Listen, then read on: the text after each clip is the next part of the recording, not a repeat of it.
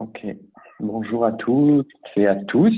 Euh, voilà, je vérifie juste que vous voyez bien l'écran, c'est ça l'étude de cas.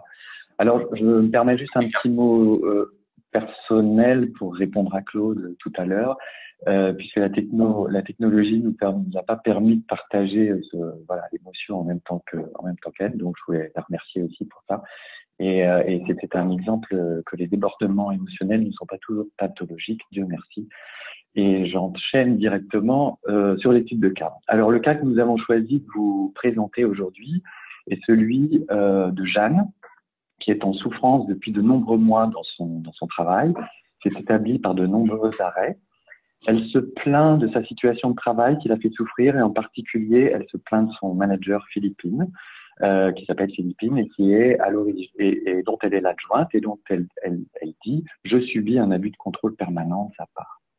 Donc, elle souhaiterait changer de travail sur une nouvelle activité, mais ses tentatives de mobilité échouent, ce dont elle se plaint aussi assez copieusement.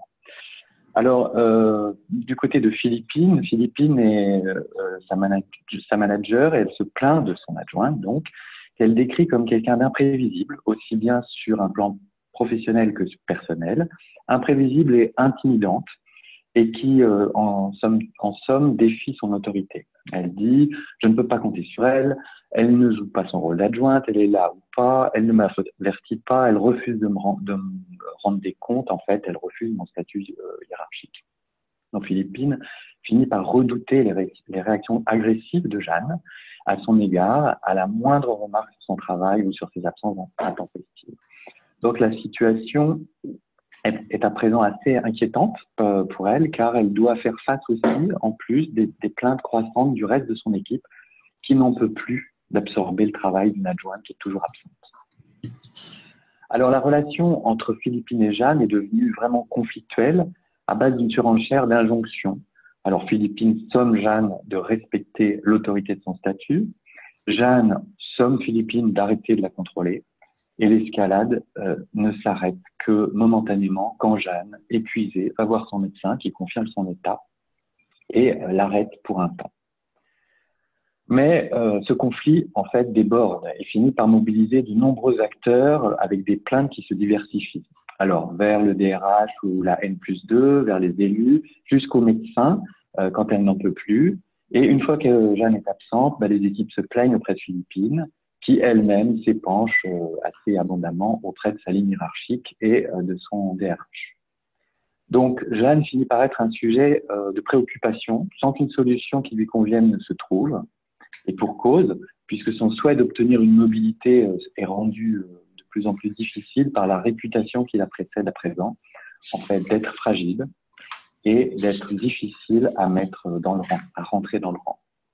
Donc, il y a un cycle de plaintes qui dure depuis de longs mois, jusqu'au moment où une crise aiguë éclate. Donc, Jeanne est revenue d'un énième arrêt de travail et elle ne veut plus travailler avec son manager, elle le dit ouvertement. Ce qu'elle veut, c'est une mobilité vers une autre activité. Et la crise va se focaliser sur son entretien d'évaluation qu'elle refuse de faire avec Philippine, qui en informe aussitôt Victor, le DRH. Alors Jeanne voudrait bien faire cet entretien avec quelqu'un d'autre. Donc elle tente de contacter sa N+2, donc la supérieure hiérarchique de Philippine, qui refuse tout de suite. Et puis elle tente aussi de contacter un manager senior avec lequel elle n'a pas de lien hiérarchique et qui collabore de temps en temps avec Philippine.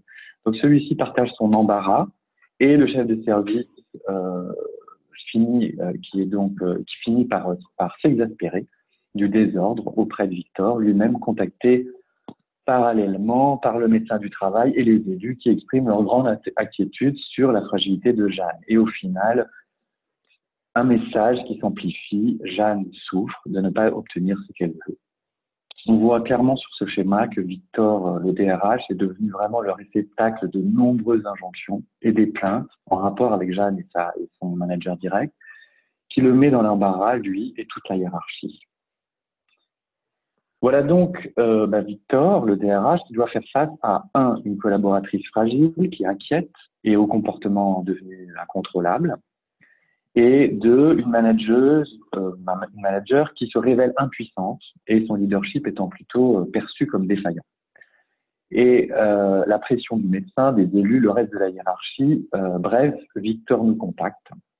Il nous dit à quel point il se trouve démuni pour faire face à cette situation et sollicite notre aide. Alors, pour répondre à la situation d'urgence, nous mettons en place ce que nous appelons un diagnostic opératoire auprès des acteurs qui sont directement impliqués par cette situation problématique. Et 2 entretiens de diagnostic vont avoir lieu, l'un avec Philippine, l'autre avec Jeanne. Et ces 2 entretiens sont suivis d'une réunion de restitution, qui est en fait une réunion de travail, qui va être orientée sur la définition du problème et d'un objectif, avec les commanditaires en fait et la ligne hiérarchique. Alors à ce stade de cette première intervention, le constat est que Philippine est incapable d'agir sur cette situation et personne dans la hiérarchie non plus. Et le premier objectif va être de faire en sorte que Jeanne passe son entretien avec Philippine. C'est-à-dire, d'une certaine façon, on pourrait dire que la règle en la matière soit observée. Alors, vous trouverez dans le livre en fait une analyse plus complète et détaillée de la situation que nous vous présentons aujourd'hui. Nous avons choisi d'éclairer simplement, peut-être principalement, ce qui est en jeu au niveau managérial dans cette organisation et ce qui contribue à maintenir un désordre pathogène. Donc, si nous éclairons la manière dont Philippine se comporte avec Jeanne, et plus particulièrement sur ce qu'elle met en place pour tenter de résoudre les différends qui les opposent, nous dirons qu'avec Jeanne, Philippine cherche toujours à la convaincre de respecter son autorité, d'une manière ou d'une autre. Donc, avec une boucle où Philippine est tente toujours de lui dire « je veux que tu comprennes que ce que je te demande est juste, puisque je suis ta supérieure hiérarchique », Jeanne lui répondant toujours « ce que tu me dis de faire est injuste et je ne veux pas m'y soumettre ». Donc, Philippine, dans ce cas-là, fait preuve de bienveillance et de compréhension en amie. Et elle écoute les plaintes, elle donne des explications, se justifie en retour. Elle pense que la discussion et l'échange vont suffire à ramener Jeanne à devenir raisonnable dans ses comportements, raisonnable dans ses revendications. Mais ces échanges produisent plutôt des discussions polémiques et non pas pas du tout une remise dans le rang de Jeanne.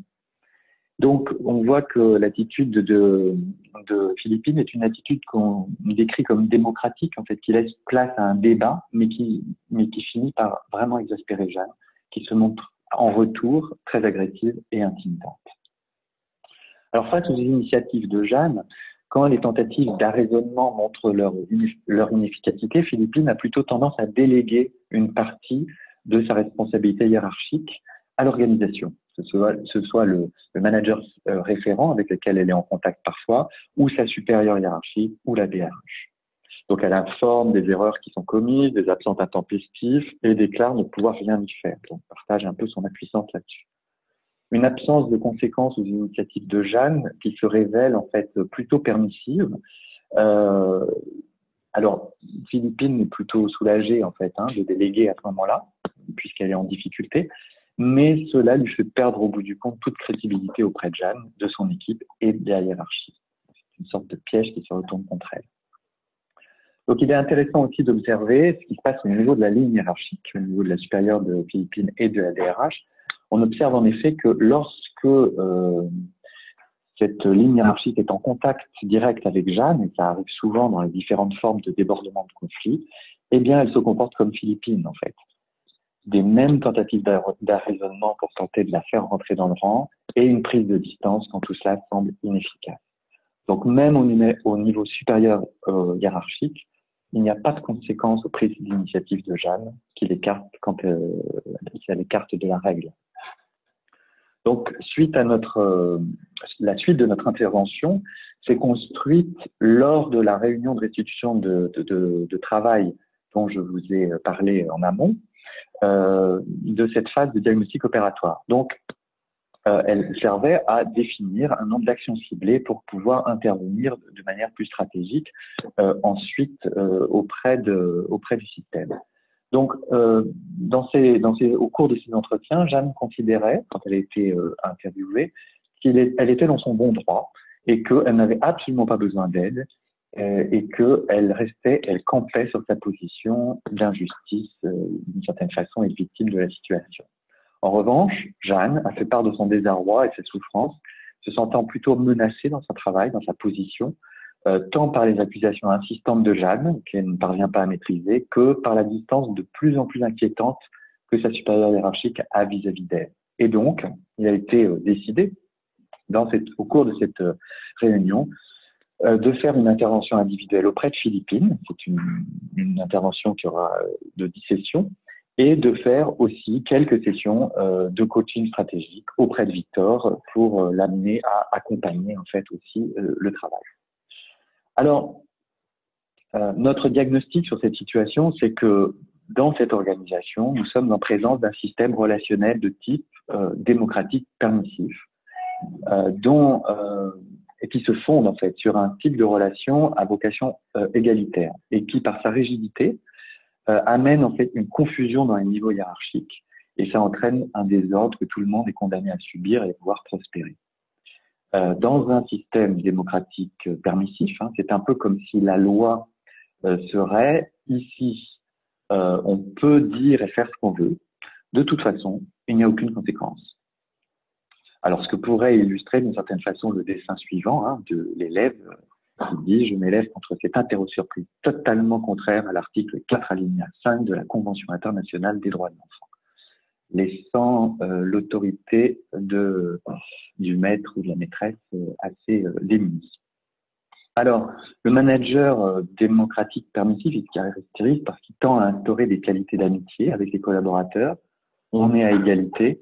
Il cherche à gommer toute forme d'autorité, de domination et de pouvoir. Il tend à éviter la hiérarchisation et surtout, in fine, ce qu'il tend à éviter, c'est le conflit.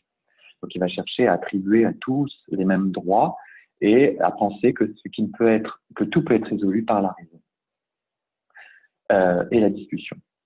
Alors, concrètement, finalement, quand ça se traduit dans le cas, Jeanne paraît fragile, elle prend des initiatives, comme par exemple je ne veux pas faire l'entretien, qui vont à l'encontre de l'ordre attendu par l'organisation, mais elle n'y voit aucune conséquence pour elle. Et face à des initiatives non désirées, la hiérarchie va essayer de la dissuader par la discussion, par la conviction, en se positionnant comme une amie, comme un conseil, qui va faire valoir, mais ne va pas faire valoir justement le statut d'autorité.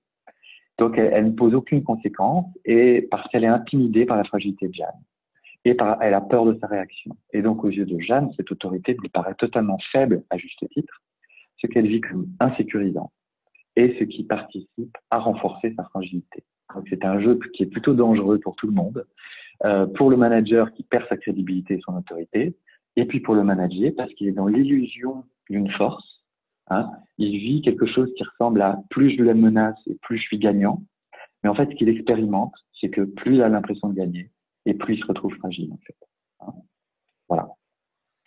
Alors, sur l'intervention auprès de la ligne stratégique, de la ligne hiérarchique, pardon, la stratégie d'intervention que nous avons mis en place aura été de l'aider à maintenir un cadre professionnel structurant en se reliant autrement, et notamment en se reliant autrement à Jeanne.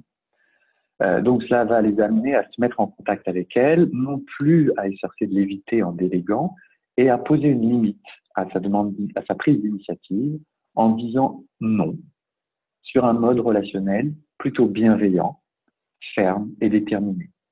Je peux te dire oui, c'est d'ailleurs ce que je fais très souvent, mais là, c'est non.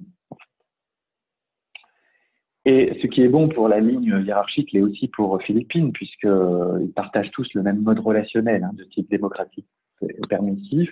Et donc, le travail auprès de Philippine a été un peu plus détaillé avec elle pour l'aider à adopter une communication toujours bienveillante, ferme et déterminée à travers un travail sur une position relationnelle basse dans certains contextes et dans certaines situations, des sabotages bienveillants face aux prises d'initiative et absence intempestive. Et là, je vous renvoie naturellement peut-être à la lecture du chapitre plus détaillé que vous trouverez